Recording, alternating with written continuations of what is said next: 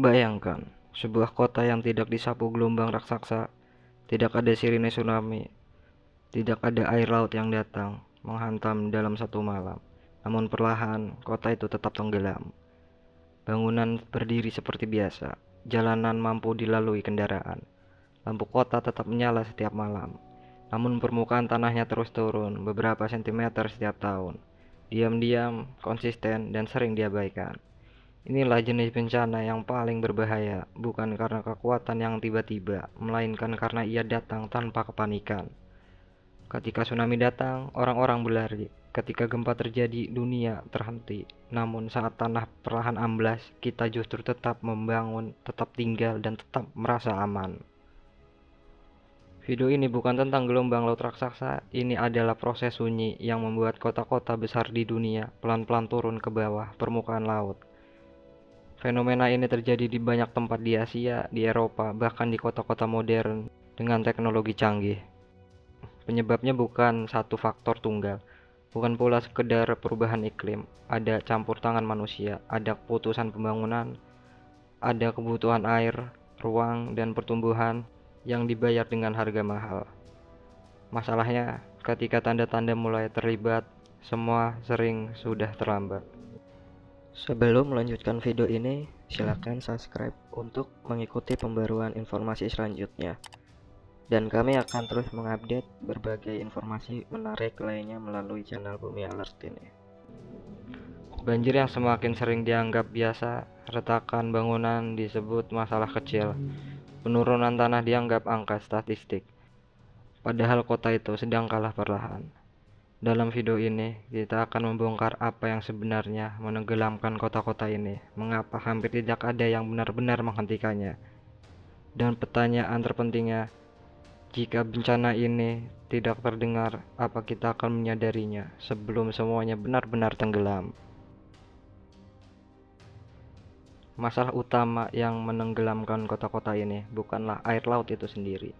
Masalahnya ada di bawah kaki kita, di tanah tempat kota berdiri. Banyak kota besar dibangun di atas tanah lunak, tanah hasil endapan sungai, rawa, dan pesisir. Secara alami, tanah ini tidak diciptakan untuk menopang beban berat dalam waktu lama. Namun kota modern memaksanya. Masalah pertama adalah pengambilan air tanah berlebihan. Saat air dipompa terus-menerus, rongga alami di dalam tanah kehilangan isinya. Tanah yang tadinya ditopang oleh air perlahan runtuh ke dalam dirinya sendiri. Inilah penurunan tanah. Tidak terlihat, tidak terdengar, namun dampaknya nyata. Di beberapa kota, tanah turun beberapa sentimeter setiap tahun. Angka yang terlihat kecil, tapi dalam 10 tahun itu bisa berarti setengah meter. Dalam beberapa dekade, tanah bisa turun lebih dari tinggi manusia. Masalahnya tidak terhenti di situ. Di atas tanah yang melemah, kota justru menambah beban tanpa henti. Gedung tinggi terus dibangun, jalan diperkeras dengan beton, infrastruktur berat diletakkan di atas lapisan tanah rapuh. Tanah tidak punya waktu untuk pulih, ia terus ditekan hingga kehilangan kemampuan kembali ke bentuk semula. Masalah kedua adalah ilusi. Ilusi perlindungan. Ketika banjir mulai sering terjadi, solusi yang diambil hampir selalu sama. Tanggul dinaikkan, pompa ditambah, saluran air diperbesar. Langkah-langkah ini terlihat meyakinkan, kota tampak aman kembali. Namun sebenarnya ini hanya menutupi luka tanpa menyembuhkan penyakitnya. Tanggul yang lebih tinggi tidak menghentikan tanah yang terus turun. Pompa yang lebih kuat tidak mengembalikan struktur tanah yang rusak. Semua solusi itu hanya memperlambat kehancuran. Masalah ketiga adalah ketimpangan dampak. Penurunan tanah tidak terjadi merata. Sebagian wilayah turun lebih cepat dari yang lainnya. Akibatnya, pembangunan retak, jalanan bergelombang, pipa air pecah, sistem drainase gagal bekerja sebagaimana mestinya. Air hujan yang seharusnya mengalir ke laut justru terperangkap di cekungan kota. Banjir yang menjadi lebih lama surutnya, lingkungan menjadi lembab dan tidak sehat. Warga dipaksa beradaptasi, lantai rumah ditinggalkan, tembok diperkuat, namun setiap perbaikannya hanya bersifat sementara karena tanah di bawahnya terus bergerak turun. Masalah keempat adalah keputusan jangka pendek. Menghentikan pengambilan air tanah berarti krisis air bersih. Membatasi pembangunan berarti menekan pertumbuhan ekonomi. Dan memindahkan penduduk berarti biaya sosial yang sangat besar. Akibatnya, masalah ini terus ditunda, diperdebatkan, dikaji ulang, sambil penurunan tanah tetap berjalan tanpa menunggu keputusan manusia.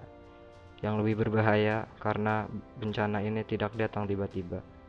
Ia jarang dianggap darurat, tidak ada evakuasi massal, tidak ada status siaga nasional. Yang ada hanya grafik, laporan, dan peringatan ilmiah yang sering kalah oleh rutinitas kota. Masalah terakhir adalah titik tanpa kembali. Ketika penurunan tanah sudah terlalu dalam, menghentikannya menjadi hampir mustahil. Tanah yang telah mengempis tidak bisa mengembang kembali seperti semula. Di fase ini, kota tidak lagi bertanya bagaimana cara menghentikan tenggelam, melainkan beberapa lama kota ini bisa dipertahankan. Inilah inti masalah sebenarnya, bukan tsunami, bukan badai besar, melainkan akumulasi keputusan manusia yang perlahan mengalahkan kota dari dalam. Apa yang kita bahas tadi bukan sekedar teori atau kemungkinan jauh penurunan tanah, pengambilan air berlebihan, dan keputusan jangka pendek. Sudah membentuk suatu pola yang jelas. Kota-kota ini tidak runtuh karena satu kejadian besar. Mereka kalah karena akumulasi masalah yang dibiarkan berjalan terlalu lama. Ketika air tanah terus dipompa, tanah kehilangan kekuatannya. Ketika tanah terus turun, solusi teknis hanya menunda, bukan menghentikan. Dan ketika penundaan dianggap cukup, kota perlahan masuk ke fase tanpa jalan kembali. Inilah titik krusial yang jarang disadari. Begitu tanah sudah mengempis, tidak ada teknologi yang bisa mengembalikannya seperti semula. Tidak ada pompa, tidak ada tanggul, tidak ada proyek raksasa yang benar-benar bisa mengembalikan keadaan. Semua upaya setelah itu hanya bertujuan satu hal, mempertahankan kota agar tidak tenggelam sedikit lebih lama. Masalahnya, waktu selalu berpihak pada air, bukan pada daratan yang terus turun. Selama kebutuhan jangka pendek lebih diutamakan daripada berkelanjutan, selama pembangunan terus menekan tanah yang rapuh, dan selama penurunan tanah tidak dianggap darurat, arah akhirnya hampir selalu sama.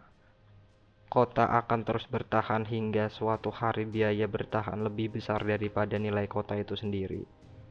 Dan titik itu, pertanyaan bukan lagi bagaimana menyelamatkan semuanya, melainkan bagaimana yang masih bisa diselamatkan. Dan inilah pelajaran terpenting dari bencana senyap ini, bahwa kehancuran tidak selalu datang dengan peringatan keras. Kadang ia hadir lewat keputusan yang terlihat masuk akal, diulang setiap hari, sampai dampaknya tidak bisa dihindari.